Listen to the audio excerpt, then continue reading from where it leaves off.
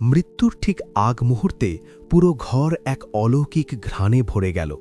চিকিৎসকরা পর্যন্ত থমকে দাঁড়ালেন। এই সাধারণ মানুষটির গোপন রহস্য কী ছিল?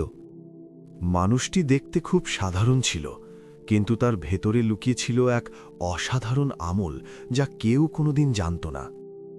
যখন তার শেষ নিঃশ্বাস বের হওয়ার সময় হল, হঠাৎ তার মুখ থেকে মিশকো আম্বরের মতো তীব্র জান্নাতি ঘ্রাণ বের হতে শুরু করল। সবাই অবাক হয়ে তার জীবন খুঁজতে লাগল। শেষে জানা গেল এক অবিশ্বাস্য সত্য।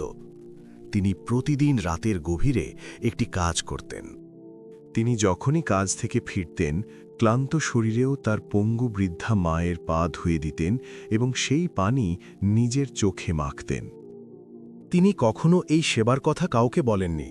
লোকচক্ষুর আড়ালের এই আমলই আজ তাকে মৃত্যুর আগে জান্নাতের সুসংবাদ শুনিয়ে দিচ্ছে।